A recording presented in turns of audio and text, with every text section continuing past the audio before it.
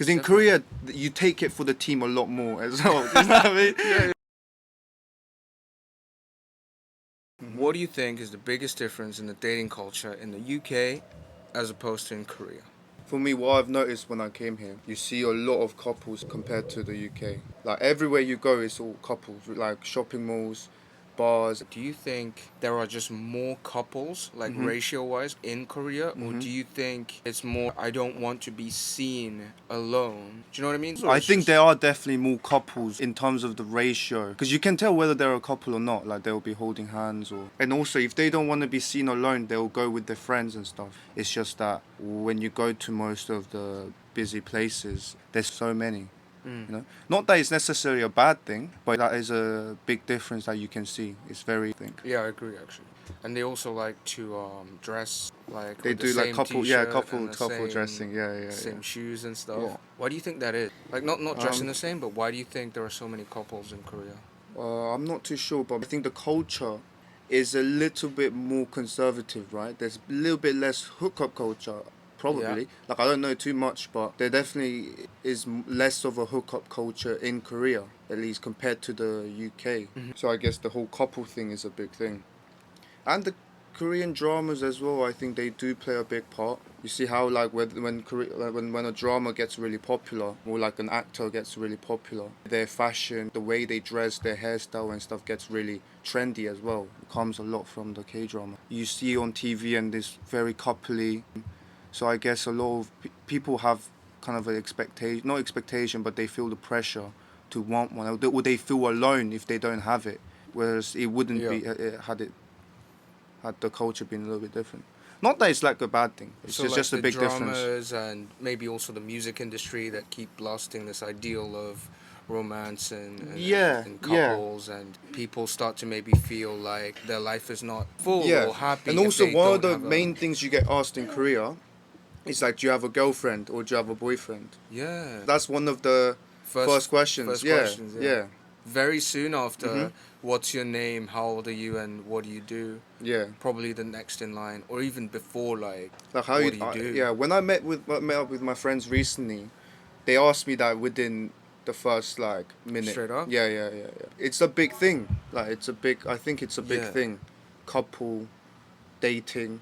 Do you think maybe being single as in Korea is seen more as an issue, like a problem? Because Yeah, like like in yeah, a Europe bit. Yeah, it can be like, oh, I'm single, I'm working on myself, I don't have time for a yeah, relationship, I'm actually taking yeah, time for myself. yeah, Whereas here, if you don't have it, it's almost like you're lacking something, or there's an yeah, issue with you yeah. Maybe. Yeah, that you yeah, yeah. can't have a. In the West, at least, like almost, it's the case where being single is promoted almost. People a lot of the time say like, I'm gonna enjoy my single life, but you never hear them say that here.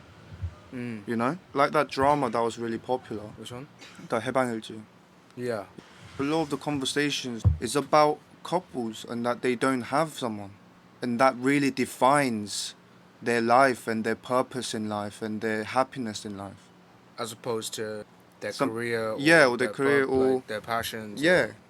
I think there's a couple of I wouldn't call it explanations, but you mhm, can kind of theorize why that might be. mhm, And that's like because Korean society is also extremely high in suicide rates, mhm, right? One mhm, of the highest, if not the highest in mhm, the mhm, OECD mhm, countries.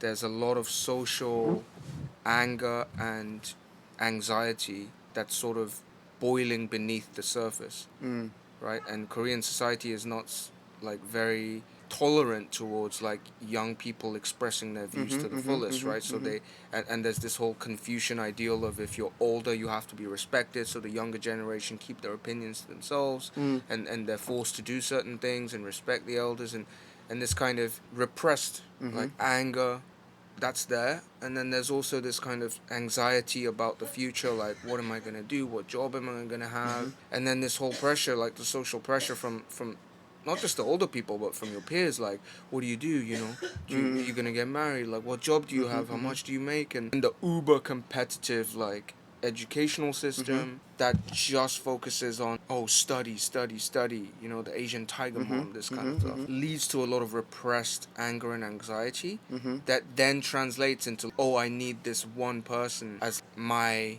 escape in a way, Yeah. or like Yeah. someone that I can rely on Yeah. amongst all this Yeah. negative feelings that I have. Yeah. That's an outlet, and that probably explains why so many couples are so intensely bound to each other. I mean, I've experienced this myself, to be constantly in contact, to be constantly reachable, very obsessive with each other about how much they like each other, like ultra jealousy, like all this kind of stuff, as a kind of byproduct of that social unease, you know? It's some sort of like comfort as well to have that someone. So moving on to growing up in England. Obviously, we both went to England when we were around 9, 10, 11 years old. Yeah. In a way, compared to the average Korean kid, very kind of privileged opportunity. We had a privileged upbringing and education. And thanks to that, we speak English. We had a good education and all that stuff. If you had to pick one thing that you were really happy about that came as a result of growing up in the UK, what would that be? It's kind of hard to say. It's not like I went there having experienced the real kind of Korean education system or the Korean social life. I kind of went when I was young. Even when I was here, I didn't really fully experience it. So now I just feel more used to being in the UK. Like Korea is more alien to me because I grew up, went through the puberty and everything in the UK. So what I remember of Korea is what I remembered as a child, and like coming back on holiday for a couple months, you know. Do you ever feel like out of place there? Just because A bit, a little bit, but not really as well. A little bit. As much as I feel used to the environment, I am still a minority there. But that's not out of place or anything like that. You stay in London, which is one of the most like multicultural, Exactly, tolerant, yeah. like environments in the world, I would say, right? Yeah, I think going to UK, one of the good thing was, I guess, like I've experienced two cultures, really experienced it. Kind of grew up in both cultures. I feel like I do understand two cultures quite well. You know, it's a complete different culture, like the Asian Korean culture compared to the West. So many ways. So I feel like in that aspect I am more well-rounded, or you know what I mean? Just a bit more. And it's very different to experiencing a culture when you travel for 2 weeks or even a month. Yeah. It's like really experiencing, like being there in a country, like spending a long time getting used to like the way they speak, the way they think, the way they move, the way they do everything, really, right? Yeah. And I would go so far as to say, when you meet someone that has experienced more than their own culture to that amount of depth, there's something different when you talk to like this kind of person. I don't necessarily mean it's better or it's worse, but you can definitely sense like, okay, this person has completely left his own upbringing and experienced a whole new way of thinking and relating with other people. What does that mean? That means that you also question the things that you grew up with, right? The values and the ways of doing. And that means you've kind of been forced to rethink, and you're not caged in this mentality like, this is the way I've been raised, this is just the right way to do things. Like, hang on a second, like there's a whole new way of doing things and thinking about things, and innately you become more tolerant, more like curious and inquisitive. I think that's been the case for me. I think. So like just to expand on that, when you said that there's a huge difference between the Asian and the Western culture. Like, let's just talk about UK, because Western it could mean the US, and there's big differences there as well. Like, what would you say is the big difference? Like, one thing is the age thing, right? When you have to respect the elders. Yeah, that's big.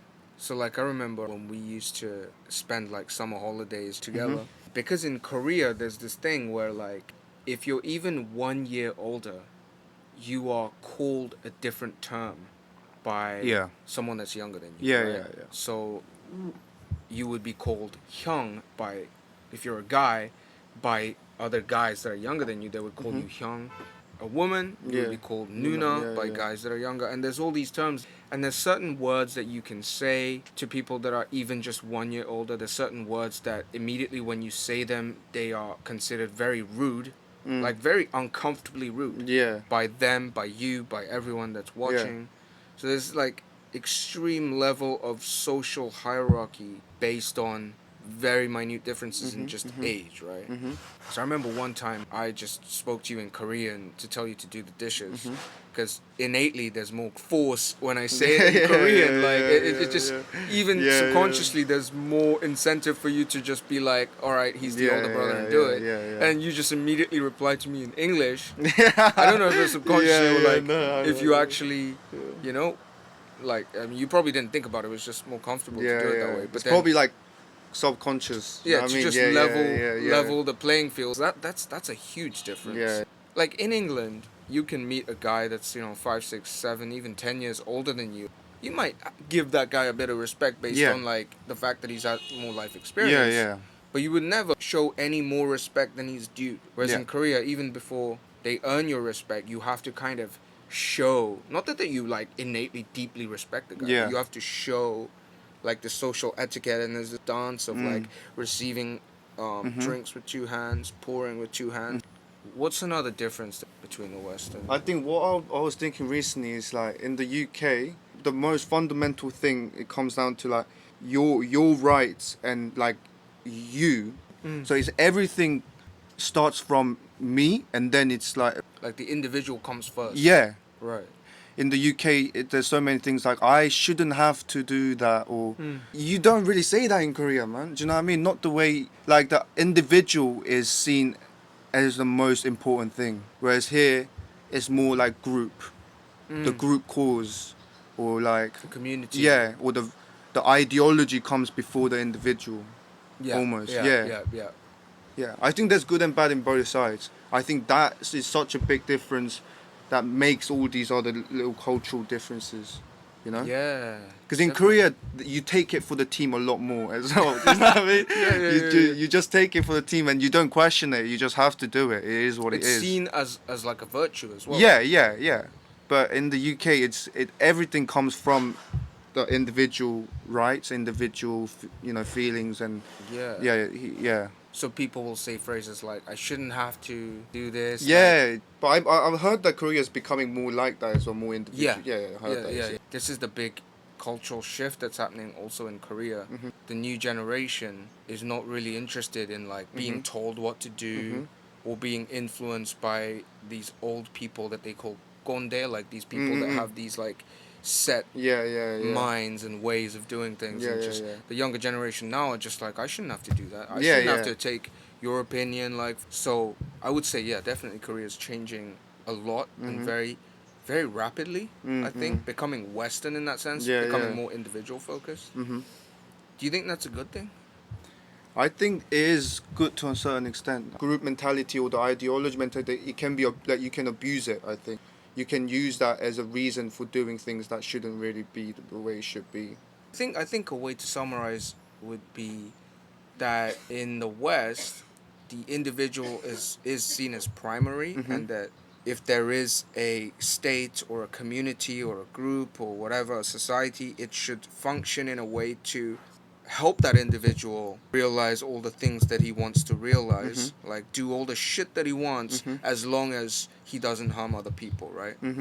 That was like, and this idea, like liberalism and individual rights, it came up, like, really, it started in the UK. And it spread to the US, like John Stuart Mill and all of that kind of philosophy emerged really from the UK, so it's probably most pronounced in the UK. Whereas in Asia, it's more like the collective good is the most important, and the individual can to some extent be sacrificed or like I think the Asian mind kind of works like, if you're happy alone, you're not that happy. The individual would actually be the happiest if they kind of served the collective and everybody else was happy. And this isn't just some like double think bullshit. I think there is some truth to that. Like, whenever you feel like astounded by like a beauty of nature, or I'm always thinking like, I wish I could share it with somebody, I mean, I think we're all like social animals, right? And all that, And I think there was a book about that actually. When the English invaded America and they were all like indigenous communities, there were cases where the British people were held captive and vice versa, like the indigenous people were held captive when they try to free these captives or exchange these captives, there were so many cases of the English that were held captive wanting to stay within their community, in the indigenous community, but it wasn't really vice versa. To be honest, I don't remember the book that much, actually. But it was really interesting. It was interesting, Yeah. and it basically talks about, I think it was more of a community, the tribes and the people there. I think the fact that we alternate between these two cultures is kind of interesting as well. Like, I feel more free when I go to Europe and the UK. Yeah. Like, it's not that you can be yourself more, because I think still in Europe and the UK or wherever, people are still very much enclosed in their mind about how other people perceive them and social pressure and social anxiety, that they find it hard to be themselves. I think that's everywhere. Yeah. And so it's not a case of like you feel more free in the sense of free to be yourself, but maybe on like a surface level, you're less bound by social, maybe societal expectations. Yeah. Like a lot of foreign friends of mine would complain that when they wear something with no like shoulder coverage, like the girls, the people would stare the shit out of them and make them uncomfortable. You know? And the looks wouldn't just be like, oh, you know, there's a foreign person wearing something different. It would be like kind of judgmental, like. Yeah. And the whole like, if you're like a certain age, people would be like, oh, why aren't you married and all this kind of stuff that is less in the UK. So in these senses, I don't know if that's more because maybe the UK is more multicultural, so they've come to accept different values more. They come to kind of live with amongst people that have different values. Whereas Korea being such a homogenous, is that what you say? Homogenous country, the majority value is more pronounced. Even in Japan, actually. That's when I went to Japan, I thought they were a lot more, at least in the way they dressed and stuff, it was more expressive. Like they were a lot more different looking people. Whereas you come to Korea, everyone looks quite, and dresses very similarly, more similar than different here. Really? Yeah. Not in like the colors or whatever, in the way they dressed at least. That's definitely true. Korea is very much trend based when it comes to fashion. Yeah. It like sweeps the whole nation. Yeah. Like,